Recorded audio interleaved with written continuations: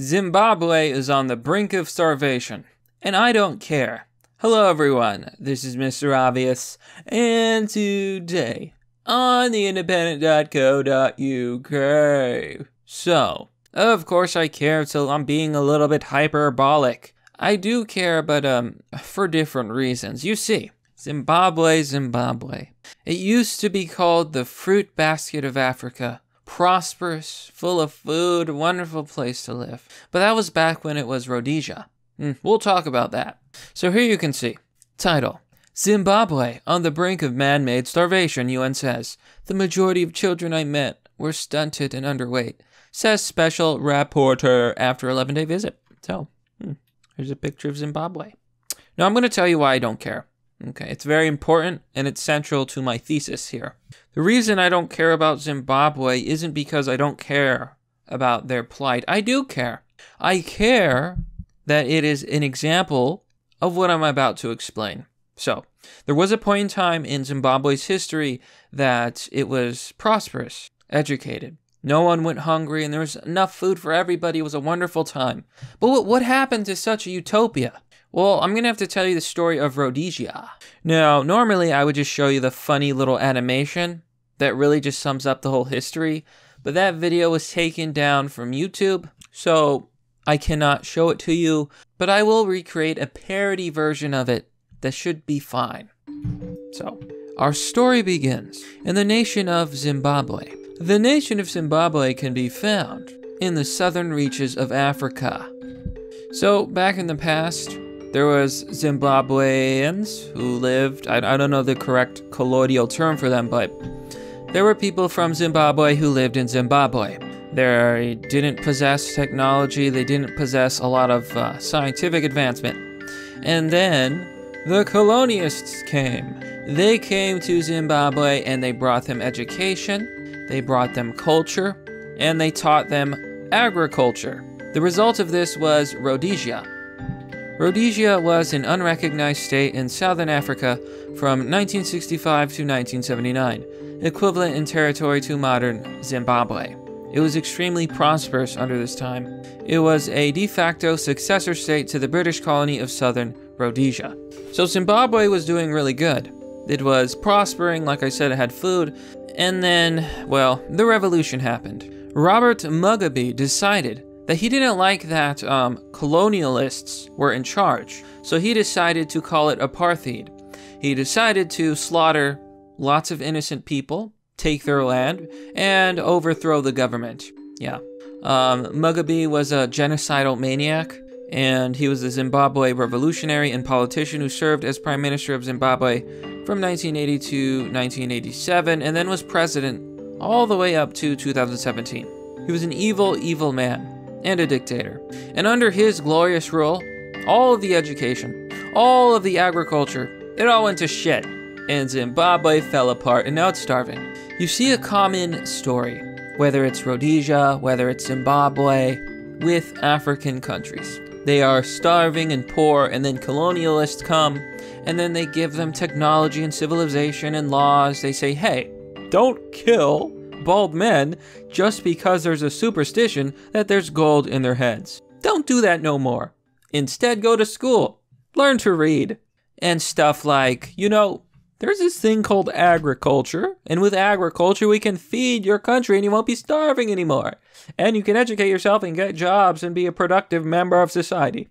But all of that, my friends, that's just bigotry. That's colonialism. It had to stop. So time and time again, and this is what you see currently happening in South Africa, though the media does not like to talk about it because it goes against their narrative. Primarily Caucasian people are being driven off their land. They're being killed. The women are being sexually assaulted, to put it nicely. And they're being murdered, and they're crying about apartheid. They're basically rejecting all the progress once again. And what's going to happen, my friends? Well, they're going to take over. Some African revolutionary is going to take over. He's going to be a dictator, and they're all going to go hungry, and they're going to starve to death. Again. Because they can't learn their lesson. Oh, Africa, Africa, Africa. Now, this is why I don't care. Okay, I don't care that these places are starving. They had their chance, and they blew it. They blew it. They threw it all away. You know, the left will tell you, oh no, it was those colonialists. They were evil. Oh, they were evil, mean people. Right. Because they gave them education. Because they gave them agriculture. And as soon as they left, they just went back to their old ways. You know the story? Give a man a fish, teach him for a day, teach a man a fish, feed him for a lifetime. Well, they taught Zimbabwe how to fish, and then they forgot. Yeah, so they're on the brink of starvation. I can't, like, really? I'm so tired of everyone blaming white people for all the world's problems when all they ever tried to do was help. And many of these places, even under colonial rule, were far, far better off. Far better off. They weren't starving. Now they are. Zimbabwe is on the brink of man-made starvation, the UN has warned, with nearly millions of people facing food insecurity, and 9 in 10 babies and toddlers not getting enough to eat. See, that's terrible, folks. Terrible. But it's great they kicked out those mean colonialists. They were truly bad people. How dare they feed them all? Infants are also suffering malnutrition because breastfeeding mothers cannot find enough food.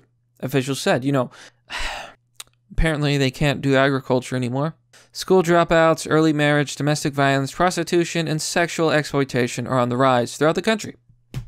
Truly, truly, isn't Zimbabwe so much better off now since it was liberated? Women and even children resort to coping mechanisms that violate their most fundamental human rights, she said. The majority of children I met were stunted and underweight. More than 60% of the population of a country once seen as the breadbasket of Africa. See? Everything I'm telling you is the truth. And that whole little funny video about Zimbabwe, it told the truth too. And yet it was taken down. Because in this day and age, wrongthink is telling the truth. In fact, I'm being as polite and as courteous as I can be making this video. I'm trying to be respectful here. Okay, I'm trying to be nice. But how far gone is society where you can't just tell the truth? They screwed themselves. This is their own fault. Is now considered food insecure, with most households unable to obtain enough food to meet basic needs due to hyperinflation. With inflation currently at about 490%, people sometimes cannot buy food even if it is available, Mr. Elver found. So, this is what's going to happen in South Africa, by the way. You know, no one talks about the genocide that's currently happening against the Caucasian people who live there. It's a real genocide happening right now. It's despicable, it's disgusting, and the media never talks about it because they're evil. No, pure evil. There's no excuse. They're pure evil. And South Africa, same thing will happen to them. They get rid of the people they don't like because of their skin color, which, mind you, is very bigoted. And then they will end up starving and broken under the leadership of a dictator who just used it as an opportunity to seize power, just like Mugabe. It keeps happening and happening and happening over and over again. You know, one time I got, and this pissed me off, I got an ad on my YouTube video about South Africa. And guess what the ad said? These white people, they own all the houses, they own all the things. This is apartheid, we must take them down. We will put them in their place. Like that wasn't a threat? Like that wasn't violence? I reported the video, I made a video about it, I tried to tell YouTube, but they didn't care. They didn't care, they didn't respond. That video was still up, calling for the eradication of an entire group of people. The last time that these leftists and liberals and Democrats, the last time they brought something like that up, they said it was evil. They said it was the worst thing imaginable. But when I point out a real genocide against a group of people, white people, they didn't care. So what are their motivations? What do they believe? What kind of people are they if they don't care? So people are going to be like, oh, Mr. Obvious, you're a monster. How dare you not care about Zimbabwe? Oh, I'm the monster. I'm the bad guy. Because I don't care? Is that a crime? Is it illegal not to care? At least what I don't care about is the consequences of actions. What they don't care about is actual genocide. So I guess we know who they side with, huh? Fancy uniforms and armbands, perhaps. Not my style, but definitely theirs. I don't care. Zimbabwe had its chance and it blew it. And even when it took over, it could have continued agriculture, but it didn't. Whose fault is that? Who are we supposed to blame? I'm smacking myself silly here. Hundreds of thousands of people in urban areas also lack access to safe water, the investigator said following an 11-day visit to Zimbabwe. Unstable weather, economic problems, and land mismanagement. Yeah, land mismanagement, that's one of the biggest reasons. By government have contributed to the problems she found. An unnamed government official told Mr. Elver that food security is a national security. How can you not have enough food? How can you not garden? How do you not possess this knowledge? God. Sanctions have hampered every single sector of our economy, he tweeted last month. Oh, it has nothing to do with your backwards government, I'm sure. So they're blaming the United States. They're blaming everyone else but themselves. Yeah, okay. What do the comments say? Let's take a quick look. Here we go! I honk the horn in happiness, friends. Okay, because someone here is going to tell the truth, and it's not coming from me. It's coming from someone from the UK. So, don't shoot the messenger. Don't get mad at me. Okay, check this out. Chublis says, Quill, surprise. Who would have thought that staging a genocide against your farmers would result in a decrease in produce with starvation following suit? Enjoy lying in the bed you made. Yep, that's the same thing that's happening in South Africa. A lot of these people who are white are also the farmers, and they're driving them off, killing them, taking their land, and also sexually assaulting the women. Okay, so wonder what's going to happen when all the farms get destroyed because they're taken by people who don't know how to farm. I don't know. I don't know. Maybe it'll be a utopia. Korbniski says, rampant corruption and misgovernment in Africa? Seriously? Can we just blame white as usual? It's almost like people are getting red-pilled and waking up to the truth. You could just blame white people for everything and... Oh, Lord. Okay, I'm gonna lose it here, so... I'm gonna leave off with this long comment. I normally don't read these long ones, but I will read this, and we're gonna end the video. T. Knum says, after murdering white commercial farmers and chasing others off the land, the farms were looted, water pumps, windmills, farming implements, and tractors sold for scrap. Livestock were slaughtered, and some of the best farmland left barren. Many rural areas became as they were before. No clinics, no schools, no potable water, no electricity, tiny plots of land that could hardly sustain a family. The arrival of settlers had transformed the country. The endless wars between the Matabele and Shona was brought to an end. Schools, clinics, roads, railways, libraries, and electricity were introduced.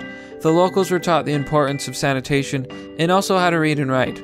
Commercial farming brought an end to the cycle of famine, and healthcare saw local population explode. All of this by a settler population of around 250,000 people.